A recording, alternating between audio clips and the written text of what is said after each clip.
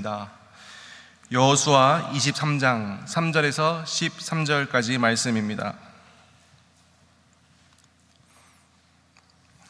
제가 읽고 마지막 절 다 같이 합독하도록 하겠습니다. 너희의 하나님 여호와께서 너희를 위하여 이 모든 나라에 행하신 일을 너희가 다 보았거니와 너희의 하나님 여호와 그는 너희를 위하여 싸우신 이시니라. 보라, 내가 요단에서부터 해 지는 쪽 대해까지의 남아있는 나라들과 이미 멸한 모든 나라를 내가 너희를 위하여 제비 뽑아 너희의 지파에게 기업이 되게 하였느니라. 너희의 하나님 여호와 그가 너희 앞에서 그들을 쫓아내사 너희의 목전에서 그들을 떠나게 하시리니 너희의 하나님 여호와께서 너희에게 말씀하신 대로 너희가 그 땅을 차지할 것이라. 그러므로 너희는 크게 힘써 모세의 율법책에 기록된 것을 다 지켜 행하라. 그것을 떠나 우로나 좌로나 치우치지 말라. 너희 중에 남아있는 이 민족들 중에 들어가지 말라. 그들의 신들의 이름을 부르지 말라. 그것들을 가리켜 맹세하지 말라. 또 그것을 섬겨서 그들에게 절하지 말라. 오직 너희의 하나님 여호와께 가까이 하기를 오늘까지 행한 것 같이 하라. 이는 여호와께서 강대한 나라들을 너희의 앞에서 쫓아내셨으므로 오늘까지 너희에게 맞선 자가 하나도 없었느니라. 너희 중 한 사람이 1000명을 쫓으리니 이는 너희의 하나님 여호와 그가 너희에게 말씀하신 것 같이 너희를 위하여 싸우심이라. 그러므로 스스로 조심하여 너희의 하나님 여호와를 사랑하라. 너희가 만일 돌아서서 너희 중에 남아있는 이 민족들을 가까이 하여 더불어 혼인하여 서로 왕래하면, 마지막 절 다 같이 읽겠습니다. 확실히 알라. 너희의 하나님 여호와께서 이 민족들을 너희 목전에서 다시는 쫓아내지 아니하시리니 그들이 너희에게 올무가 되며 덫이 되며 너희의 옆구리에 채찍이 되며 너희의 눈에 가시가 되어서 너희가 마침내 너희의 하나님 여호와께서 너희에게 주신 이 아름다운 땅에서 멸하리라. 아멘.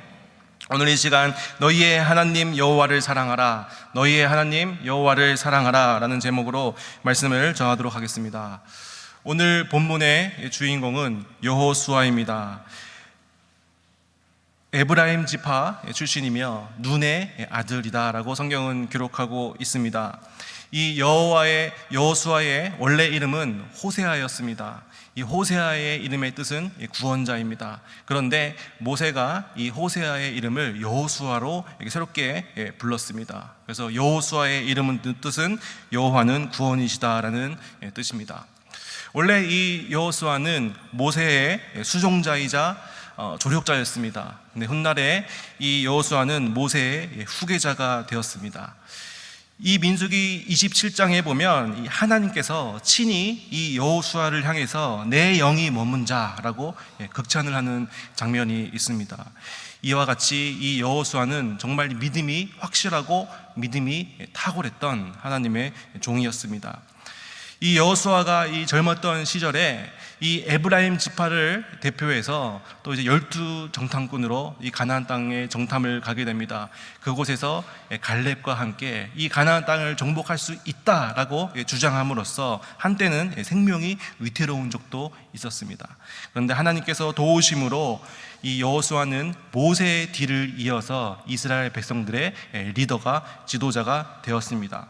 그래서 이 여호수아는 지혜로운 군인이었고 정말 탁월하고 그 다음에 탁월한 지도력을 갖춘 지도자, 존경받는 지도자였습니다. 또 이 여호수아의 특징이 뭐냐면 이 성경에 보면 하나님께 쓰임을 받은 많은 인물들이 나옵니다. 그런데 많은 인물들에게 흠이 있었습니다. 예를 들면 정말 이 노아, 하나님의 말씀에 순종하여 이 방주를 지었던 이 노아도 훗날에 또 이 아들들 앞에 술 취한 모습으로 나오는 그런 흠이 있었고, 또 모세도 마찬가지였습니다. 하나님 말씀에 순종한 하나님의 종 모세였지만 또 하나님의 말씀을 듣고 자기의 화로 그 돌을 내리치는 그런 흠이 있던 모습이 성경에 기록되어 있습니다. 다윗도 마찬가지입니다. 다 하나님의 마음에 합한 자였지만 또 이 성적인 범죄 혹은 또 인구조사 이런 흠을 보였던 인물이 다윗이었습니다. 하지만 이 여호수아는 이 성경에서 여러 흠이나 단점이 나오지 않은 몇 안 되는 성경 인물이라는 것입니다. 그만큼 여호수아는 이 하나님을 향한 믿음이 탁월한 인물이었습니다. 오늘 우리가 읽은 이 본문 바로 전절 1절 2절을 보니까 이렇게 기록되어 있습니다. 나이가 많아 늙은지라. 그 하나님의 말씀에 순종하여 그 가나안 땅을 정복했던 그 여호수아도 드디어 이제 나이가 지긋이 많이 들었습니다.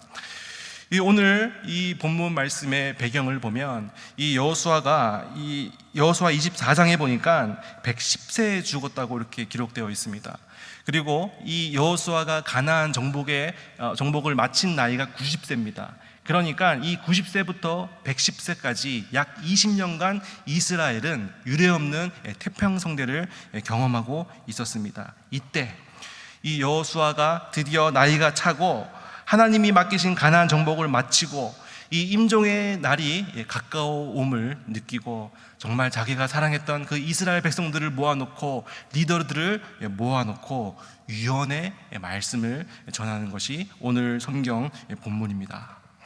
하나님께서 이집트에서 종살이하던 우리들을 구원해 주시고 또 광야에서 40년 동안 우리들을 지켜주시고 우리가 꿈에도 상상하지 못했던 이 젖과 꿀이 흐르는 이 가나안 땅으로 우리를 인도해 주시지 않았느냐? 나는 이제 죽어서 선조들에게 돌아가지만 너희들은 남아서 하나님의 은혜를 망각하지 말고 하나님을 잘 믿으면서 살아라. 이렇게 그 유언의 말씀을 전하는 것이 오늘 본문 말씀입니다.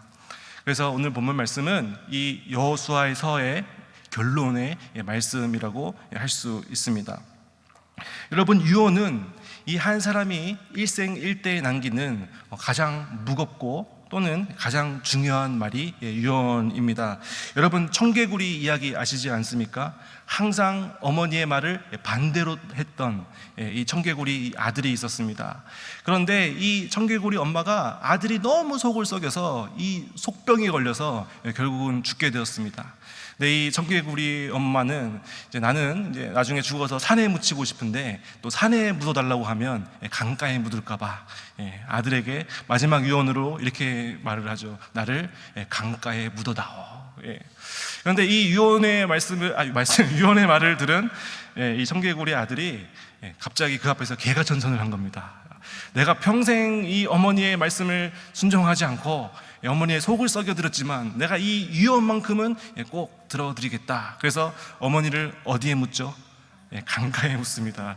그래서 이 비가 올 때마다 이 청개구리들이 엄마 무덤이 떠내려갈까봐 개골개골 운다, 뭐 이런 이야기가 전해 내려져 있습니다. 이 이야기의 교훈이 무엇입니까? 말 안 듣기로 유명한 그 청개구리 아들조차도 부모님의 유언은 듣는다는 겁니다. 그래서 그만큼 유언의 말씀이 그만큼 중요하다라는 것입니다. 오늘 이 여호수아가 남긴 이 유언은 이스라엘 백성뿐만이 아니라 이 말씀을 통해서도 오늘날 우리에게 주는 유언의 말씀이라고 믿습니다. 오늘 여호수아가 저희들을 위해서 자기 삶을 종결하면서 이 마지막 순간으로 남긴 유언의 말씀입니다. 이 말씀을 우리가 듣고 이 말씀을 우리가 이 마음판에 새기고 이 말씀에 순종하고 산다면 정말 이 여호수아를 따라서 젖과 꿀이 흐르는 이 가나안 땅에 들어갔던 입성했던 이스라엘 백성들처럼 우리들의 삶도 영적으로 풍성한 가나안 땅이 매일 될 줄로 믿습니다. 자, 그렇다면 오늘 본문에 나오는 이 여호수아의 이 유언의 말씀을 현재, 과거, 미래, 과거, 현재, 미래 세 가지로 종합해 보려고 합니다. 첫 번째는 과거입니다. 첫 번째, 이제껏 나를 위하여 싸우신 하나님을 찬양하라. 이제껏 나를 위해서 싸우신 하나님을 찬양하라라는 것입니다. 이스라엘 백성들이 이 40년간의 광야 생활을 극복하고 가나안의 원주민을 물리치고 약 20년간의 이 태평성대를 누렸습니다. 그러면 이때쯤 되면 이 이스라엘 백성들의 마음에 어떤 마음이 불쑥불쑥 들기 시작할까요? 어떤 마음이 들기 시작할까요? 두 글자로 교만의 마음이 불쑥불쑥 들어온다는 것입니다.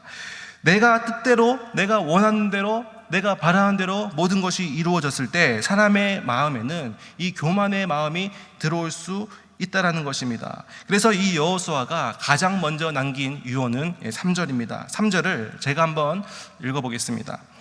너희의 하나님 여호와께서 너희를 위하여 이 모든 나라에 행하신 일을 너희가 다 보았거니와 너희의 하나님 여호와 그는 너희를 위하여 싸우신 것이니라. 여호와께서 너희를 위하여, 여호와 그는 너희를 위하여. 지금 무슨 말을 하고 있는 겁니까? 누가, 너희들의 모든 승리는 누가 싸워서 쟁취한 것이라고 여호수아는 이야기하고 있습니까? 바로 여호와 하나님이 싸운 것이다 라고 얘기하는 것입니다. 잘난 척하지 말아야 된다는 것입니다. 우리가 강해서 이긴 것이 아니라는 것입니다. 우리는 애굽에서 종살이밖에 할 수 없는 그런 민족이지만 하나님께서 우리를 궁휼히 여겨주시고 하나님께서 우리를 구원해 주시고 하나님께서 언약을 친히 지키심으로 하나님께서 친히 칼을 잡고 우리와 싸워주셨다라는 것입니다. 그래서 자랑하지 말라는 것입니다. 그래서 잘난 척하지 말라는 것입니다. 우리가 잘나서 이 태평성대를 누리는 것이 아니라 바로 여호와 하나님께서 하셨다라는 것을 이 여호수아는 상기시키고 있습니다. 그래서 오늘 본문 말씀 9절에서 이렇게 말합니다. 이는 여호와께서 강대한 나라들을 너희 앞에서 쫓아내셨으므로 오늘까지 너희에게 맞선 자가 하나도 없었느니라. 지난 이 430년간의 종살이 가운데 구원해 주신 분도 하나님이시고 또 이 40년의 광야 생활도 생활 가운데 인도해 주신 분도 하나님이시고 또 이 가나안을 정복하게 해주신 이도 하나님이시고 그리고 지난 20년 동안 이 가나안 땅에서 아무도 칼을 들지 못하게 하신 것도 하나님이 하셨다라는 것입니다. 이 말을 지금 누가 하고 있습니까? 이스라엘 백성들 앞에서 가장 위대한 지도자, 가장 위대한 장군이었던 여호수아가 이스라엘 백성들에게 이야기하고 있는 것입니다. 어쩌면 가장 쉽게 가장 먼저 교만에 빠질 수 있었던 사람이 바로 여호수아였습니다. 하지만 여호수아는 내가 한 것이 아니라 바로 하나님이 한 것이다 라고 이스라엘 백성들에게 겸손해라 라고 이야기를 하고 있는 것입니다. 우리는 하나님께서 우리 가운데 많은 축복을 부어주실 때에 또 우리가 교만에 빠지게 됩니다. 우리가 많은 물질을 얻게 되었을 때 혹은 우리가 많이 배웠을 때 혹은 우리가 다른 사람이 가지고 있지 않은 재능을 우리가 가졌을 때 우리는 너무나도 쉽게 교만에 빠져든다는 것입니다. 이러한 교만의 유혹 가운데 자기 자랑을 하고 이 교만한 유혹을 이기지 못한다면 곧바로 쓰러지게 된다는 것입니다. 그래서 성경은 이야기합니다. 교만은 패망의 선봉이다라고 성경은 이야기하고 있습니다. 지금 여러분 삶 가운데 어떠한 축복을 누리고 있습니까? 하나님이 여러분 가운데 어떠한 감사의 거리와 또 어떠한 간증거리들을 여러분 삶 가운데 주셨습니까? 이 모든 것들이 내가 한 것이 아니라 하나님이 하셨습니다라고 고백하실 수 있겠습니까? 네. 이제껏 신앙생활을 하면서 여러 가지 많은 유혹들이 있었고 또 이 사람들과의 관계 가운데 상처와 또 이런 많은 아픔들이 있었지만 이제껏 내가 신앙을 잃지 않고 내가 하나님 앞에 하나님을 붙잡고 있는 것, 이것이 바로 내가 한 것이 아니라 하나님이 하셨음을 인정하시겠습니까? 네. 모든 공로를 하나님께 드리는 이러한 겸손한 삶을 살 때에 우리가 쓰러지지 않을 수 있습니다. 이것이 바로 여호수아가 이스라엘 백성들에게 남긴 첫 번째 유언입니다. 이제껏 모든 나의 과거의 삶의 승리가 나의 능력과 나의 힘이 아니라 바로 하나님께서 함께 하셨음을 다시 한 번 더 이야기하고 있는 것입니다. 하나님의 영광을 훔치지 말라는 것입니다. 내 자랑을 하지 말라는 것입니다. 오직 내 삶의 모든 영광을 하나님께 올려드리라는 것입니다. 그러한 겸손한 마음으로 살아가는 저희들 되었으면 좋겠습니다. 자, 그러면 여호수아가 남긴 두 번째 유언이 뭐냐? 첫 번째는 과거입니다. 이제껏 나를 위해 싸워주신 하나님. 그리고 이제는 미래입니다. 앞으로도 나를 위하여 싸우실 하나님을 의지하라. 앞으로도 나를 위하여 싸우실 이 하나님을 의지하라. 우리는 너무나도 나약하여서 이 작은 시험에 쉽게 용기를 잃고 낙심할 때가 있습니다. 우리 엘리야가 이 갈멜산에서 이 450명의 이 바알 선지자와 이 대결을 벌칩니다. 이 두 개의 제단을 쌓아놓고 영적 싸움을 벌이는데 완전히 KO승을 거뒀습니다. 완전한 승리를 거뒀습니다. 정말 놀라운 승리를 거뒀습니다. 그런데 이 승리의 소식을 이 아합 왕의 아내 이 이세벨이 듣자마자 경노하면서 이 엘리야 내 이놈 내가 너를 잡아서 죽이겠노라 라고 이렇게 공포를 합니다. 그 말을 듣자마자 엘리야가 어떻게 합니까? 벌벌 떨면서 도망갑니다. 이 말이 됩니까? 방금 전까지만 하더라도 이 450명 앞에서 당당하게 맞섰던 이 엘리야가 금세 이 이세벨 한 명을 무서워해서 벌벌 떨면서 도망가는 모습을 볼 수 있습니다. 그리고 로뎀나무 아래에서 뭐라고 기도하죠? 하나님 차라리 저를 죽여주시옵소서 이렇게 기도하는 모습입니다. 이것이 바로 인간의 모습이라는 것입니다. 바로 어제까지만 하더라도 내가 모든 것을 할 수 있고 내가 모든 것을 이길 수 있다라고 생각을 했는데 이 작은 시험을 만났을 때 쉽게 좌절하고 포기하고 낙마하고 쓰러지는 것이 우리 인간의 나약한 모습이라는 것입니다.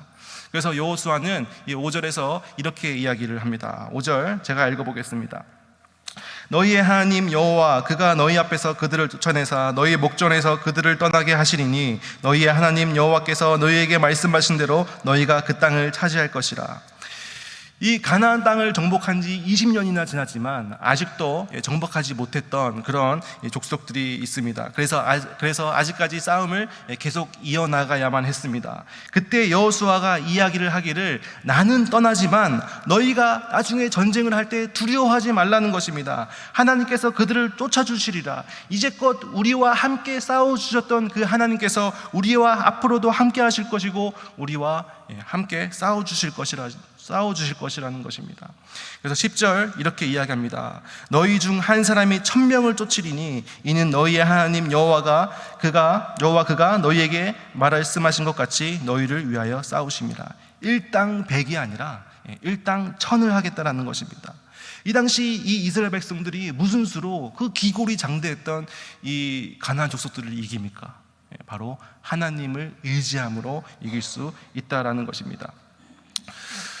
여러분 그 이스라엘의 사사 중에서 이 삼손 여러분들 아실 겁니다. 이 삼손이 이 블레셋 군사들과 싸울 때 뭐를 두고 싸웠는지 아십니까? 당나귀 턱뼈입니다. 당나귀 턱뼈. 이때 당시 이 이스라엘 백성들은 청동기 문화였습니다. 그런데 이 역사의 기록을 보니까 이 블레셋 사람들은 이 가나안 땅에 정착할 때부터 철기 문화를 가지고 있던 민족이었습니다. 그러니까 이 최첨단 무기, 그 당시 최첨단 무기 창과 칼로 이 무장한 이 블레셋 군인 1000명을 이 삼손이 나귀 턱뼈로 죽였다라는 것입니다. 비록 우리는 연약할지라도 비록 우리가 가지고 있는 무기와 재능이 당나귀 턱뼈에 불과할지라도 우리가 하나님을 의지하며 나아간다면 하나님이 우리와 함께 하신다면 이 최첨단 무기로 둘러싸고 있는 총과 칼과 대포와 이 원자폭탄으로 맞선 이 1000명의 군대를 한 방에 물리칠 수 있을 줄을 믿습니다. 하나님이 함께 하시면 가능하다라는 것입니다. 이것이 여호수아가 이스라엘 백성들에게 주는 두 번째 유언입니다. 너희가 과거에 하나님께서 그렇게 큰 역사를 주셨건만 이렇게 작은 시험 가운데 너희는 두려워 떨고 있느냐? 지금까지 우리와 함께 해주신 이 하나님께서 앞으로 우리들 가운데도 함께 하실 것이다. 이 하나님을 의지하라. 이것이 바로 여호수아의 두 번째 유언이었습니다. 여러분, 지금 여러분의 앞을 가로막고 있는 이 1000명의 블레셋 군사들은 무엇입니까? 여러분들로 하여금 좌절하게 하고 여러분들로 하여금 도망가게 하고 여러분들로 하여금 두려워하게 하는 그 염려와 시험과 걱정이 무엇이냐 말입니다. 경제적 어려움입니까? 아니면 사업의 어려움입니까? 안 그러면 이 관계를 통한 상처와 또 어려움, 실패와 어려움입니까? 우리의 신앙의 선조인 여호수아는 우리에게 이야기합니다. 앞으로도 우리를 위해 싸워주실 하나님을 의지하고 전진하라. 과거에 나의 모든 승리를 하나님께서 해주셨다. 찬양하라. 앞으로도 모든 싸움 가운데 하나님이 함께 하실 것이다. 겁내지 말고 전진하라. 그렇게 살아가는 저희들 되었으면 좋겠습니다. 자, 그렇다면 지금까지 과거 이제껏 나를 위하여 싸우신 하나님을 찬양하라. 그리고 미래 앞으로 나를 위하여 싸우실 하나님을 의지하라. 자, 과거와 미래를 보았다면 이제 무엇이 보입니까? 현재가 보입니다. 지금이 보입니다. 그래서 세 번째 이 여호수아의 유언은 이것입니다. 날마다 전심을 다해 하나님을 사랑하라. 지금 현재 우리가 날마다 전심을 다해서 하나님을 사랑해야 한다라는 것입니다. 오늘 본문 말씀의 11절입니다. 우리 11절 말씀 우리 다 같이 한번 읽어보겠습니다. 시작. 그러므로 스스로 조심하여 너희의 하나님 여호와를 사랑하라.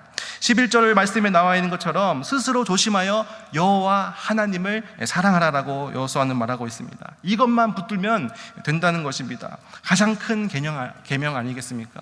마음을 다하여 뜻을 다하여 힘을 다하여 주 너의 하나님을 사랑하라. 이것을 붙잡으라는 것입니다. 그런데 우리가 이 신앙생활을 하면서 하나님을 사랑해야 한다라는 것을 너무 많이 들어서 너무 쉽게 넘겨버린다는 것입니다. 그래, 하나님 사랑해야지. 그런데 그렇게 하지 말라라는 것입니다. 오늘 본문을 보니까 스스로 조심하여 너의 하나님을 사랑하라라고 되어 있습니다. 이 스스로 조심하라라는 말은 깊이 삼가라라는 말입니다. 너희의 모든 심령으로 깊이 숙고하라. 그래서 담을 쌓고 너의 마음을 지켜서 너의 마음을 다하여 하나님 사랑하는 것에 온 마음을 다해서 정진하라 라는 뜻입니다. 그렇지 않으면 우리가 하나님을 사랑하는 대신에 세상을 사랑하게 되고, 그렇지 않으면 우리가 하나님을 사랑하는 대신에 나 자신을 사랑하게 되고, 그렇지 않으면 내가 하나님을 사랑하는 대신에 우상을 사랑하게 되기 때문입니다. 자, 그렇다면 우리가 하나님을 사랑해야 하는데 어떻게 우리가 하나님을 사랑해야 할지 구체적으로 여호수아는 이야기합니다. 첫 번째는 말씀을 순종함으로 하나님을 사랑하라는 것입니다. 말씀을 순종함으로. 우리 6절 말씀 다 같이 우리 읽겠습니다. 시작. 그러므로 너희는 크게 힘써 모세의 율법책에 기록된 것을 다 지켜 행하라. 그것을 떠나 우로나 좌로나 치우치지 말라. 모세의 율법의 책에 기록된 것을 다 지켜 행하라. 말씀에 순종하라는 뜻입니다. 말씀은 우리의 기준이 되어야 됩니다. 이 세상에 많은 사람들이 있습니다. 근데 그 사람들의 말과 행동과 사상과 문화와 계획과 뜻, 이 모든 것이 다 다릅니다. 왜 다 다르죠? 각자 사람마다 자기의 기준, 자기가 붙잡고 추구하는 것이 다 다르기 때문입니다. 그런데 우리는 이 기준이 무엇이 되어야 합니까? 말씀이 되어야 한다는 것입니다. 우리는 말씀을 기준으로 살아야 합니다.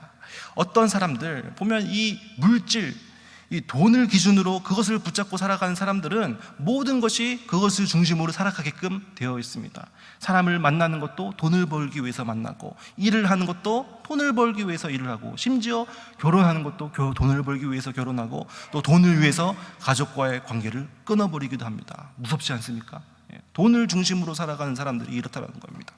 또 어떤 사람들은 관계, 사람을 중심으로 살아갑니다. 그래서 내가 사람에게 베푸는 것을 즐겨하고, 또 내가 사람들에게 유익을 위해서, 또 사람을 섬기기 위해서 또 그렇게 살아가는 사람들이 있습니다. 겉으로 보기에는 선하고 좋아 보이지만 이러한 사람들을 성경에서는 우로나 좌로 치우치는 사람이라고 성경은 말하고 있습니다. 왜 그럽니까? 뭐가 빠졌습니까? 말씀, 진리가 빠졌기 때문입니다. 예수 그리스도로 인한 그 구원, 그 복음, 그것이 빠졌기 때문에 이런 사람들을 우로나 좌로나 치우치는 사람이다 라고 여호수아는 이야기합니다. 그래서 우리는 이 말씀이 우리 삶 가운데 기준이 되어서 살아가야 하는 존재라는 것입니다. 그래서 모든 세상 사람들이 이 길이 맞다라고 이야기를 해도 우리가 그 말씀을 기준으로 그것을 보았을 때 그 길이 성경에서 악이라고 얘기한다면 우리는 그 길을 멈추고 말씀으로 돌아갈 수 있는 용기가 필요합니다. 모든 사람이 그 길이 아니라고, 모든 사람들이 어리석은 길이라고 얘기하지만 성경에서 그것이 선이라고 얘기하고 성경에서 그것을 행하라라고 말한다면 우리는 결단하고 이 길을 가야 할 줄을 믿습니다. 그래서 우리가 하나님을 사랑하는 방법은 바로 이 말씀을 순종하는 것입니다. 이 율법책에 있는 모든 말씀을 다 지켜 행하라. 그런데 크게 힘써야 된다는 것입니다. 제가 이 Five Love Language, 5가지 사랑을 표현하는 방법이라는 이 책을 읽은 적이 있습니다. 이 책은 이 사랑을 표현하는 이 5가지의 이 방법에 대해서 소개하고 있습니다. 첫 번째는 선물, 선물을 줌으로써 사랑을 상대방에게 표현할 수 있죠. 두 번째는 사랑이 담긴 말, 칭찬이나 사랑해, 힘내, 할 수 있어, 이런 말을 통해서 우리가 사랑을 전할 수 있습니다. 그리고 봉사, 그 사람이 원하는 것을 해결해 줌으로써 우리가 사랑을 표현할 수 있고, 시간, 그 사람과 함께 시간을 보내줌으로써 사랑을 표현할 수 있습니다. 그리고 터치, 스킨십, 포옹, 이런 것들로 우리의 사랑의 마음을 전할 수 있다는 겁니다. 그런데 이 책의 결론이 뭐냐? 이 5가지 사랑의 방법이 있지만 가장 중요한 것은 자기가 사랑하는 대상이 가장 사랑을 받는다는 것을 느끼는 방법으로 사랑해 줘야 된다. 이해하셨죠? 내 방식대로가 아니라 상대방이 사랑을 느끼는 그 방법대로 사랑해 줘야 된다라는 것이 이 책의 결론이라는 것입니다. 저는 이제 이 아내에게 이 사랑의 표현을 굉장히 많이 하는 편입니다. 카톡이나 전화나 실제로 사랑해, 이뻐, 여보 너무 좋아, 이런 사랑의 표현을 너무나도 잘하고 많이 합니다. 그런데 어느 날 이 아내가 저에게 이렇게 얘기를 합니다. 여보, 나는 여보가 나를 사랑하지 않는 것 같아. 이 말을 듣고 화가 났습니다. 아니, 내가 방금 전까지 얘기했고 내가 수차례 그렇게 여보에게 사랑한다고 얘기했는데 나한테 이렇게 얘기하다니, 내 말을 무슨 허수로 듣는 건가? 내 말을 그냥 흘려버리는 건가? 이렇게 화가 난 적도 있습니다. 그런데 이게 뭐냐면, 이 사랑은 어떻게 해야 된다고요? 상대방이 원하는 대로 사랑을 해줘야 되는데 내 방식대로 사랑을 해버린 겁니다. 말로 하는 거는 쉽잖아요. 사랑해, 사랑해, 말로만 하니까 안 된다는 거죠. 이 아내 입장에서는 집에 오면 굳이 얘기 안 해도 좀 설거지가 쌓여 있으면 설거지도 해주고, 분리수거도 좀 해주고, 또 음식물 쓰레기도 좀 버려주고, 또 집도 좀 돌보고, 이럴 때 사랑을 느낀다는 거죠. 그래서 이 봉사, 자기의 일을 해결해 줄 때 사랑을 느끼는 사람이 아내였습니다. 그래서 아내의 방식대로 사랑을 해야 된다는 것이죠.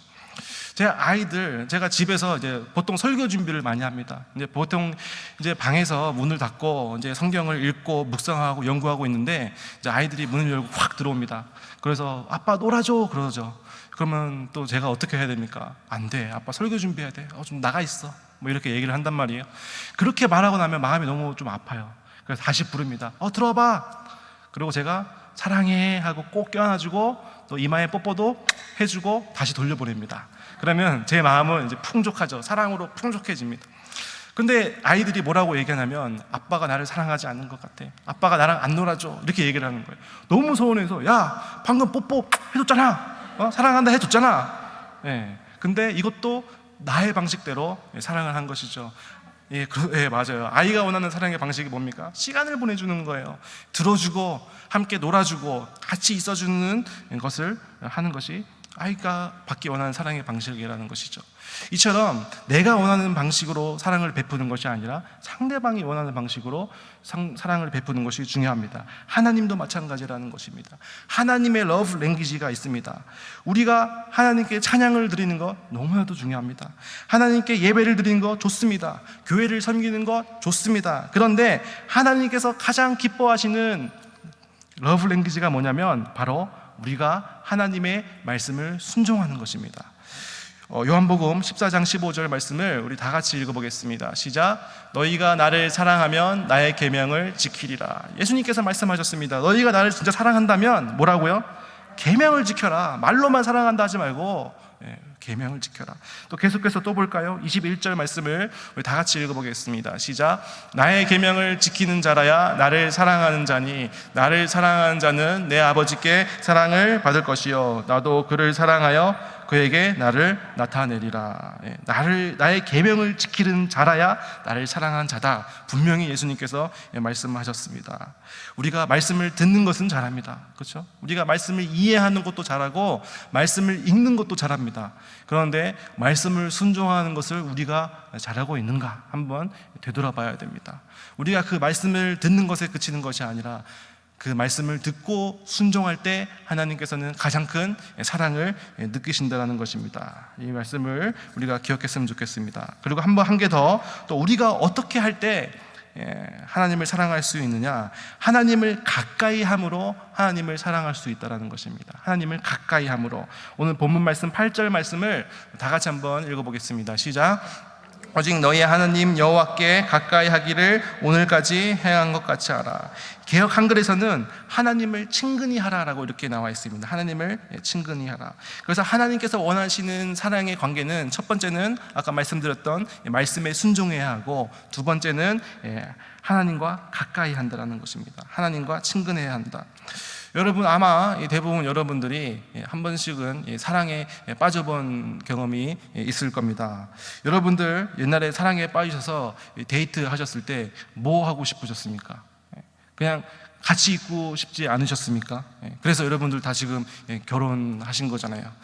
저도 이 신학교 때 제 아내를 만났습니다. 그래서 어떻게든 같이 있고 싶어서 수업 시간 수업도 맞춰보고, 같은 수업을 들으려고 수업도 맞춰보고, 쉬는 시간마다 얼굴을 보고, 점심도 같이 먹고, 또 저녁도 같이 먹고, 집도 같이 가고, 또 이게 끝이 아니라 집에 가면 또 이 전화를 또 수시간 또 붙잡고 있는 겁니다. 또 전화를 끊고 또 어떻게 되죠? 꿈에서도 아내가 나오는 거예요. 사랑에 빠지면 이렇게 콩깍지가 씌워진다는 것입니다. 그런데 하나님도 우리에게 이러한 관계를 우리에게 원하신다는 것입니다.